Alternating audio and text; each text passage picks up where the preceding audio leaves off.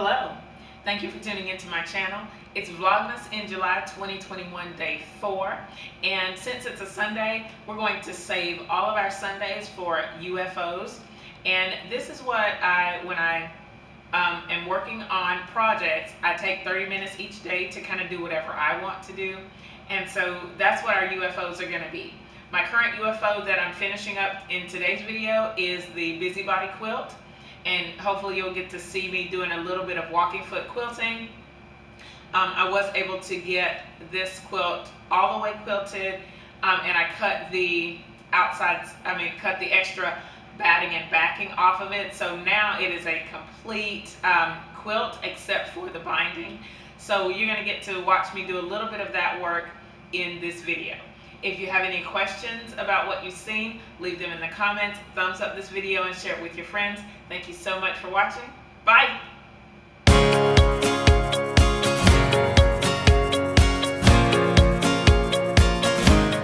I've started working on this busybody quilt. You can see that I'm quilting the diagonals here. I hope that you can tell that I've already done the verticals and horizontals. I've sped up the video because it's 30 minutes a day, and there are 4 days included in this video. So I don't want to bore you with 2 hours of straight sewing, but I have just the little parts that I'm working on. I have at this point flipped the quilt so that I normally work from the center out, and so I did from the center to the left side. Now I'm going from the center to the right side of the quilt, and it is a diagonal, so it's a little bit different from just going straight up and down. The longest sections of this are actually in the center, especially on the diagonals, and I prefer to start there and do the longest stitches first, and then do the shorter lines of stitching. I also like to start in the middle and go to the left first, because to me that's going to be the hardest part. It's going to have the most fabric that you're going to be pulling at, because as you go to the left, more of that fabric on the right is going to be under the in the throat of the machine. So I like to do the hardest parts first, and then going to the right is easier because that's less fabric that you have to maneuver through the throat of the machine. In the borders, I've decided to change the angle a little bit and go towards that next line instead of just keeping that same angle straight out. So you can see that. That's why the diagonal lines in the border go to the next line instead of going in a weird direction. And I think that turned out well for the quilt, the way it worked out. And so here I am. I'm just starting a new row. And this is only the first diagonal direction. I haven't switched yet, I don't think. Well, I might have, because I can see some going the other way in the border. So this process is really, it's not hard, and you can see that it's still the first day, and that there's a pretty good bit of work being done. I don't think I've switched yet. I'll know in a minute. And what I'm doing is, as I get to the pins, I remove them. When I'm all done with it, I will have all of the pins out, which is another step that I won't have to worry about at the end of the process. And here I am. This is another border, just taking care of finishing it out. Typically, if it's the end of as we're switching over to Tuesday now, I have started a new line of stitching. And one thing that really amazes me about this process is that I feel like you get a lot of work done when you set a timer. I've noticed this with other things as well. When I set a timer, I seem to push a little bit more to get more done in that time. Whereas if I was just taking all day to do this, I probably wouldn't get as much done as I did in just this little amount of time. On the last little bits of this, there's not a block to go with for the borders. There's not a block, and so I've kind of messed around. You can see it here, where I just I just make the line of stitching go the correct way, but there's no block to follow. So it's just 2 little pieces that I have to do. And I went ahead and did the other side too, because I had skipped that the first time. And so I hadn't changed directions yet. I thought I had in the other video, but I had not. And so I'm about to change directions here on Tuesday. So like now you can start to see, or I could start to feel the light at the end of the tunnel finishing this diagonal quilting. Sometimes my camera would stop in the middle of filming and I would catch it at like a weird spot. So on Tuesday, it actually filmed the entire 30 minutes, which was really interesting. And like you can really see what I got done in such a short amount of time. But what I did is if the timer ran out and I was still in the middle of a line of stitching, I would go ahead and finish that line of stitching. I wouldn't stop in the middle because I like the idea of starting fresh the next time. So maybe at the end of this, the timer will ring, but I'll go ahead and finish whatever I was working on that particular line of stitching. And when I was stitching, I also didn't take into account time that it took to do the bobbins and stuff. I tried to do that ahead of time and I didn't have to worry about it while I was sewing. I think here we're gonna, I don't know what am I doing right there. Might have had to change the bobbin or something. I don't think, yeah, I think I had to change a bobbin there.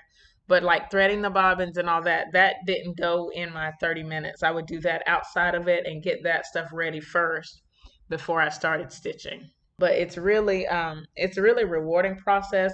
And this walking foot quilting is not hard at all. I did have to mess with the stitch length a little bit at the beginning. I wanted to make sure that it was a little bit bigger. And before I started, because of the way my machine works, if you don't change the stitch length as soon as you turn the machine on, it doesn't remember it from time to time. So every time I have to change it. And here I am in the border. So getting ready to start a new row. And since I changed directions, you can see now that I'm going to the left to find where I started. And then I'm going to go to the left of that stitch because this is going to be the hardest part of the process. And you can see that I really have to maneuver this to get it to work. I had to be careful about my shoulders because sometimes my shoulders would hurt, but usually not until later. You know, like when I get ready to lay down, I'm like, oh, my shoulders is a little tight right there. And it's from maneuvering that quilt. So I have to try to be careful and make sure that I take care of my body there. But you can see that this is quite a challenge because of the amount of quilt that has to be moved under that little tiny throat in the machine. But again, still not hard.